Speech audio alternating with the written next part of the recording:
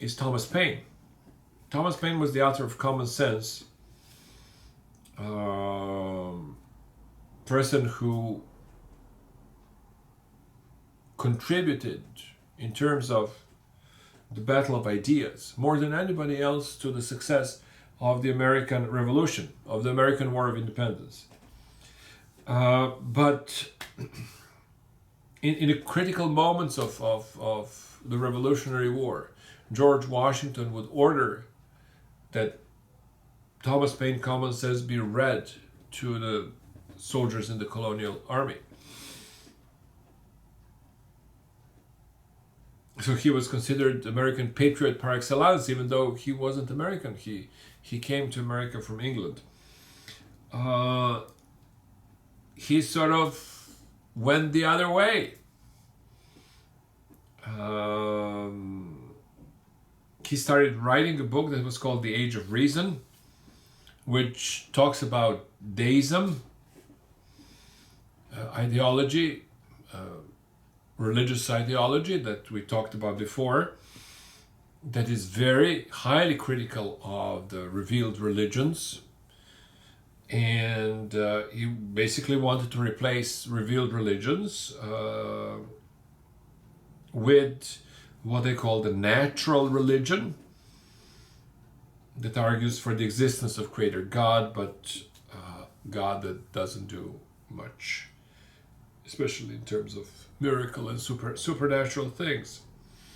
So the next pamphlet of Thomas Paine, The Age of Reason, gave excuse to religiously devout people to dislike him. He became hated in the United States. The Federalists attacked him for his ideas government, for his association with the French Revolution, because he went to France to fight in the revolution and became a member of the French National Assembly, and for his friendship with the future president Thomas Jefferson. Paine sent a stinging letter to George Washington in which he described him as an incompetent commander and a vain and ungrateful person. Having received no response, Washington has this policy of trying not to get into partisan struggles. Paine contacted his publisher, Benjamin Bach, the Jeffersonian Democrat, to publish his letter to George Washington in 1796, in which he derided Washington's reputation by describing him as a treacherous man who was unworthy of his fame, and as a military and political hero. So that's quite a change, that people who fought together in the War of Independence were now actually insulting. Well, Washington remained silent, but now they parted their ways in such a dramatic fashion. In 1792, Paine fled to France, and there, despite not being able to speak French, he was quickly elected to the French National Assembly. He was world famous and so on and so forth. That was slide number 7. That's the stuff that I already mentioned. Slide number 8 brings us to the end of the life of Thomas Paine. In 1809, Paine died in Greenwich Village in New York City, and there was a real problem about his burial. Nobody wanted to bury him. They thought that, even the Quakers, who were the most liberal among the churches, most tolerant, let's put it this way, they refused to bury them in their graveyard. So he was buried on his own farm, and later on, William Colbert, an English radical journalist, came from England in 1819, dug up his bone and took them back to England, trying to organize some sort of funeral. And anyways, it's just a bizarre story. He was never buried, but he kept his bones sort of as a souvenir. Why am I saying this? Because French Revolution was, I'm looking at slide number 9 now, a religious war in many ways. The French revolutionaries not only tried, but they tried and succeeded in eliminating the Catholic Church in France for a good 10 years.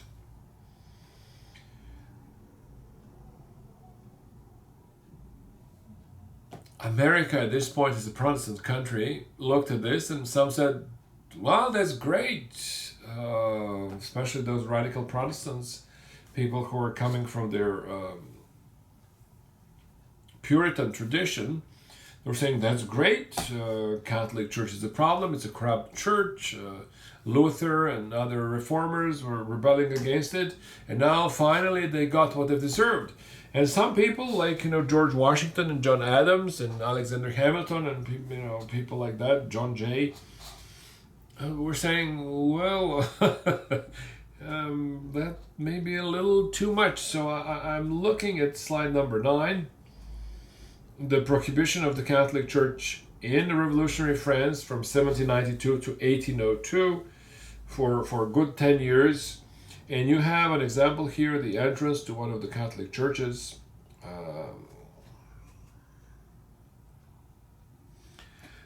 With an inscription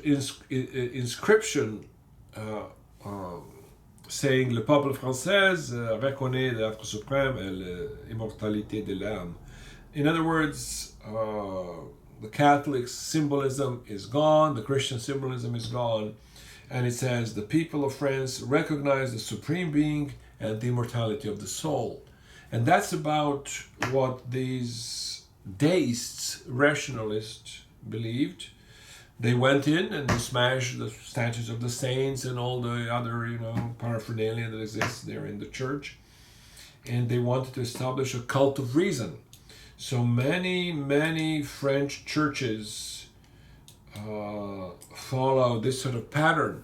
They were desecrated, they were destroyed, a good chunk of them were burned. It was quite a shocking event, especially for Americans who kind of are always famous for being very religious. But anyways,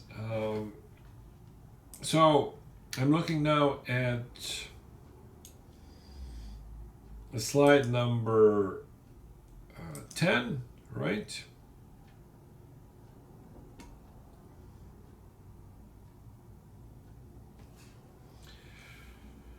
And the presidencies of George Washington and John Adams.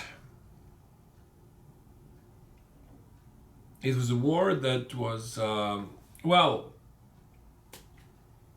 United States found itself in the middle of the war between France and Germany. France and Great Britain. And therefore he had to pick sides. And every side would accuse the United States that, you are not doing what you should do and what we expect you to do. So the French wanted the United States to be with the British, and the British wanted the United States to be, with them.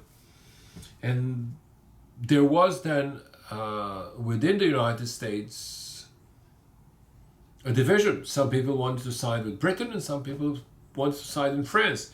And some people tried to, like Washington and Adams, they tried to keep United States neutral, but it's hard to stay neutral in such a profound conflict.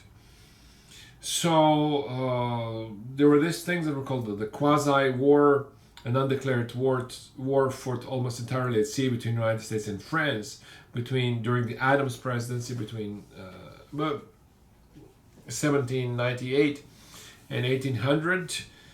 And one of the reasons was that, after the French monarchy was abolished in September of 1792, the United States refused to continue paying large debt to France, which had supported, as you remember, the United States during its own War of Independence. And it was basically that, Adams and Washington thought that, well, we owe the money to the previous regime. You killed the king. We owe the money to the king, so you killed him, so you don't get the money.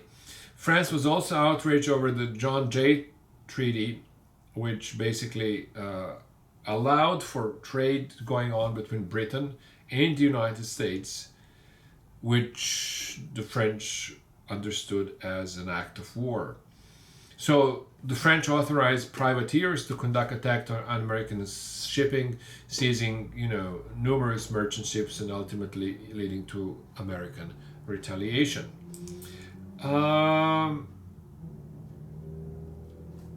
We have a case. I'm looking now at slide number 11, and the Adams presidency from 1797 to 1801. Adams became famous for trying actually to clamp down on the radicals, on the radical Republicans or Democratic Republicans. So there is an example of the guy that we mentioned before, Benjamin Bach, editor of Philadelphia Aurora and a Democratic Republican newspaper. Bach had accused George Washington of incompetence and financial irregularities.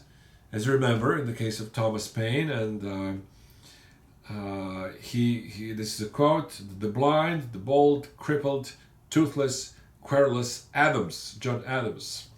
He accused him of, and Washington too, of nepotism and monarchical ambitions. That was the core of disagreement between the Federalists and the Democrats. The Federalists wanted a strong presidency.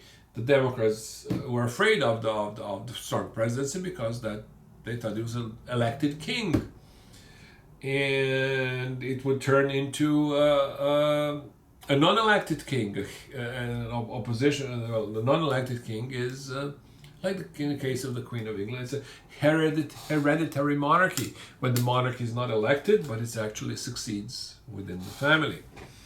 So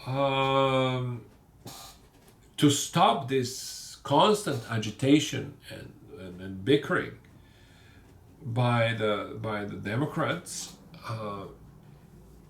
Adams insisted on a Sedition Act. He realized that the world is at war, and there is a need for the government to act decisively, which then engendered an enormous reaction on the side of the Democrats. So Benjamin Franklin Bach was actually arrested in 1789 under this Sedition Act, but he died of yellow fever before the trial can begin. But Adams basically lost the presidency because of this Sedition Act. Americans sided with Jefferson, and the great opponent of this Seditious Act was Thomas Jefferson. Thomas Jefferson, if you remember, was elected in 1800, and one of the deals that was made during the constitutional process, first of the writing of the Constitution, between Jefferson and Hamilton, was that the capital is not going to be in New York or in Philadelphia, where everybody would probably have guessed that it was to be. But Jefferson actually dragged the capital down into the South, where it is today in Washington, D.C. The capital was built in a marshland near the Potomac River, and Hamilton agreed to this because he thought that having a national bank was way more important than having the capital up here in the north. So the new capital was being built, and the new president was elected in 1800. Thomas Jefferson, which is a huge change for the American Republic. From traditional conservative people like George Washington and John Adams, we have now a radical in power. So that was slide number 12, the new capital in the south. And let's see what's coming up next.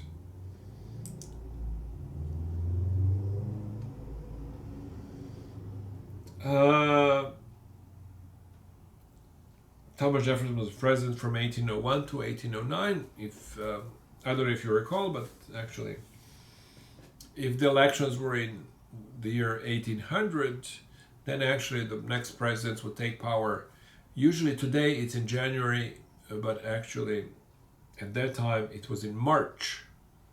So there was a bit of 4 or 5 months of transition between the two presidency. John Adams accomplished this transition. This was the first transition of power in the United States where the power went from one political party to another. That's a very tricky thing. It's easy to hand power to the people of your own party. That's not a problem. But if you have to hand power to the people that you don't like John Adams did, that shows that you really believe in democratic principles. So we have here a pamphlet on slide number 13. Thomas Jefferson